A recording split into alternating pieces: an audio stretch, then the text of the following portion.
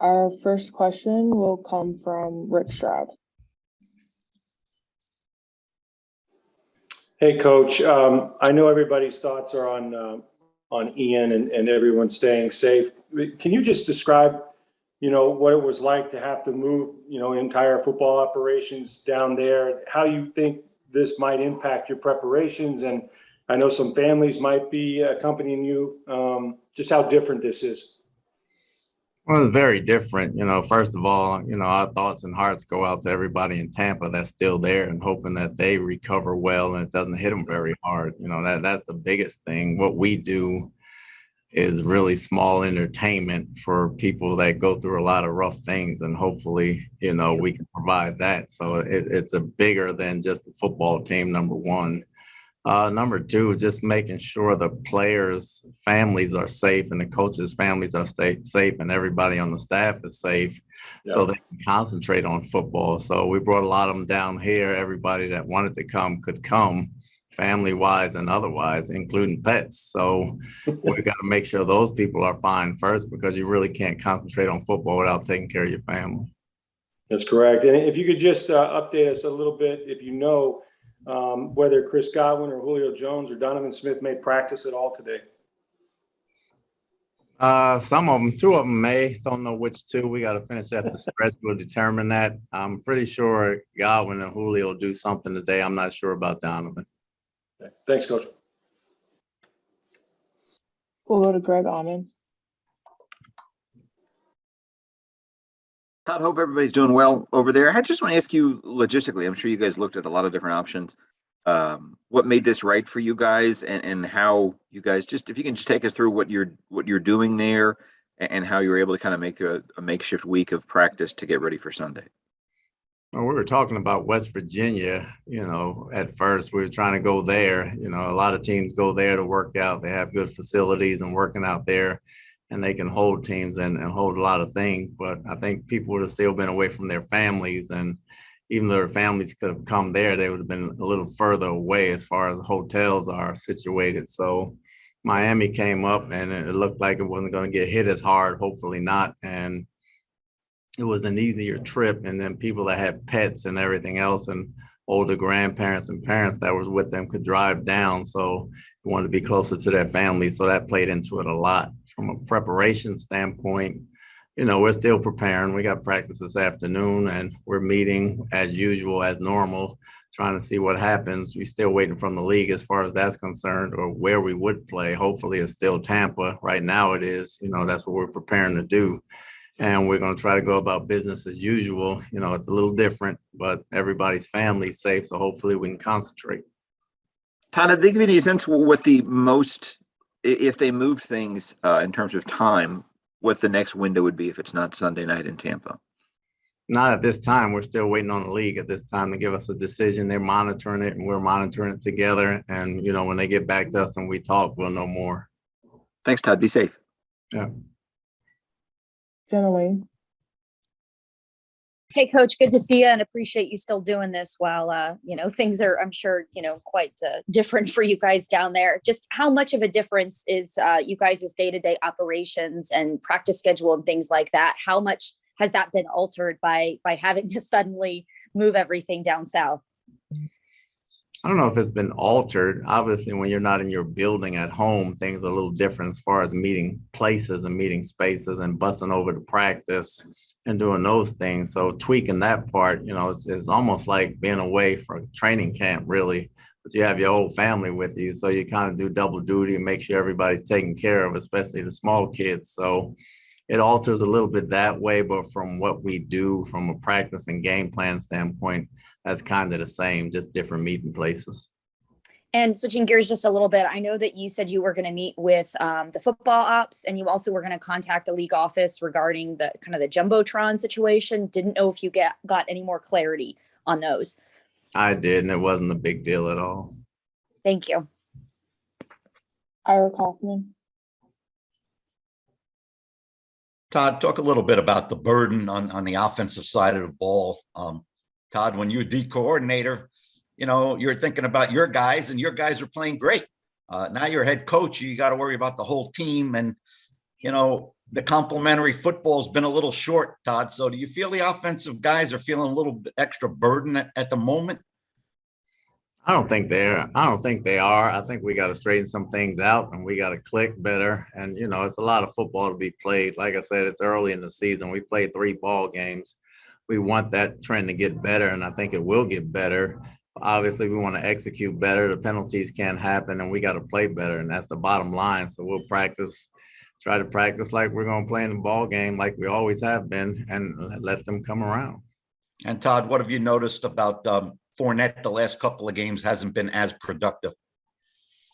Well, they've been making some plays on defense. The holes haven't really been there for him. He's been productive doing the little things as far as catching it out of the backfield, picking up blitzes, and chipping defensive linemen. But we got to get back to running that. When we run the ball, we're trying to get 3 or 4 yards a pop, and he's been effective at that the first game. We just got to get back to it. I don't think we're executing at a high level right now on offense, and that's got to change. Thanks, Todd. Sarah Walsh. Hey, Todd, thanks.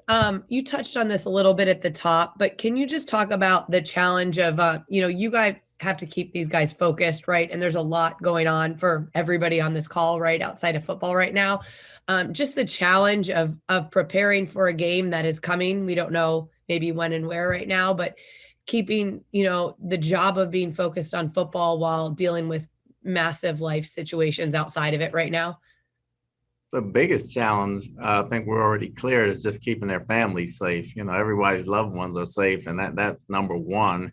The houses and all the monetary things you don't really worry about. So if the family's safe, you can kind of concentrate on football. It's a little bit out of their element and out of your element because everyone's here at the same time. But you got to try to focus in on the meetings and get their attention back, and bust them to practice and practice the right way. We can't control the outside forces. Our thoughts are with the city of Tampa right now, but where we have to play, hopefully it is Tampa and everything is fine. That means we're not damaged too much. But if we have to go play elsewhere, we just have to focus and lock in. Nobody's going to feel sorry for us, so we got to be ready to play. Joey Knight. Todd, my connection's a little shaky. Can you hear me? Yes, I can. Okay. You mentioned Monday you'd like to see other running backs get involved in the game plan. Is one reason that they haven't just maybe some pass blocking deficiencies or some struggling in pass blocking with those guys? No, we were getting off the field. We've been getting off the field. And a lot of it's a lot of trust in Lenny more it is the other guys. It's not that they can do all those things. We just have to put them in there and let them play. And can you speak to the weapon Jake Camarda has been to this point? It looks like he's given you all exactly what you wanted. I thought he did a great job last game changing field position and helping us keep the score down. Even when we were backed up some, he was booming some out there, and they were going high, not just deep, forcing fair catches. And I thought that changed the field position for us a lot to allow us to hang in the game. Thanks, Tom. Scott Reynolds.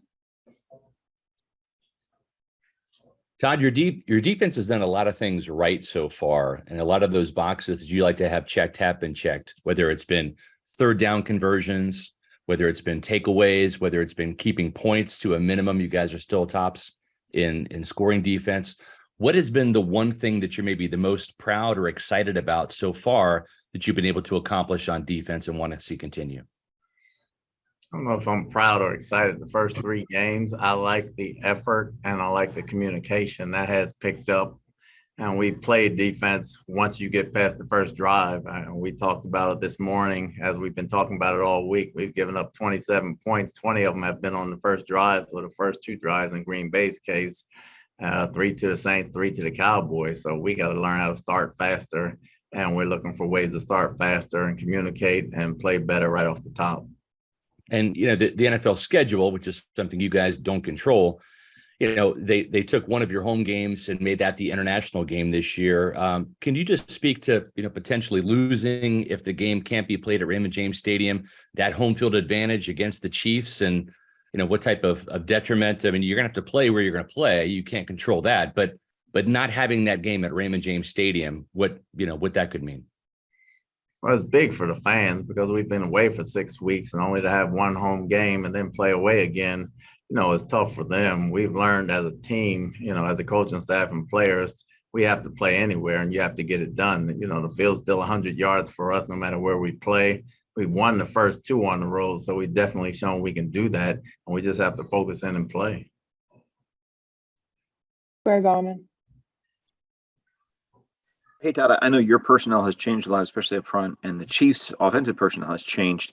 But when you look back on that Super Bowl, I just want to ask you how much that still is kind of the model of what you want from a defense in terms of takeaways, in terms of shutting down an opposing offense like you guys did that day. Well, that was a special day, obviously long ago and far away. It's something for the memory banks you'll never forget, but we want to play that fast. We want to play that smart. I mean, you want to be clicking on all cylinders at all times. And if somebody is down, you want to be able to pick that other guy up and move on from there. But you always strive for greatness. And if you don't achieve greatness, you get excellence. So, that's always our model. That's always what we're pushing for. Rick Stroud. Todd, they've changed a bit since that day. Obviously, no Tyreek Hill. I think their receivers have 2 touchdowns so far this year. How are they different? How are they getting it done with Patrick Mahomes right now? Well, the running game has picked up. They got big offensive linemen down there. They got bigger receivers as opposed to smaller, quicker receivers that can catch the ball very well. And they still got Kelson. They still got Hilaire. They still got a lot of pieces. And Mahomes had only gotten better since we played him. He was great then. He's great now. He's gotten better. He's seeing a lot of things. He's running the offense well, and they're clicking on all cylinders as far as a unit. It doesn't have to be an individual person. The unit is playing well. We have time for a few more. We'll go to Evan Klosky. Hey, Todd, I'm just wondering if in your career you've ever been a part of a displacement situation like we're dealing with right now. And also, is there, if not, or if so, is there a voice that you've leaned on during this week to kind of handle everything? Well, I have not, as far as a player, been displaced from anywhere. I've been on a strike before, but not, hurricane-wise, I have not been displaced. I was in Miami when we had one, but we stood put, and it wasn't that heavy. I think it was like a category 1 or something. So we withstood that. I think it was the off season then. And, talking to people about a hurricane is kind of difficult because no one really hasn't been through it. You try to make sure that the organization, the families, and everybody's fine so we can conduct somewhat of a football practice and meetings to have some normalcy from that standpoint, but you cannot do that unless you feel like everyone in the organization's family is safe. I think the Glazers have done a great job of getting everybody safe and getting everybody down here. It's a double-edged sword because you feel for everybody else in Tampa and you can't save the world, but our heart goes out to everybody there. So you try to take it day by day and not make it too big for yourself and just make sure everybody can function. Last question will come from Jenna Lane.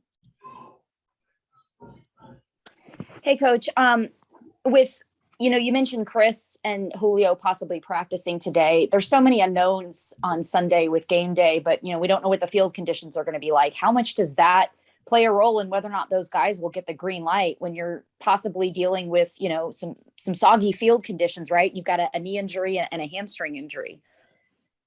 Well, if they're healthy and full speed at 100%, they're going to play regardless of field conditions. We monitor the health first, and depending on the health, if they're 100%, it doesn't matter. If they're not 100%, it may play into it some. So we'll see how the week goes. All right. That's all we have time for. Thanks, Coach. Thanks. Be safe, guys.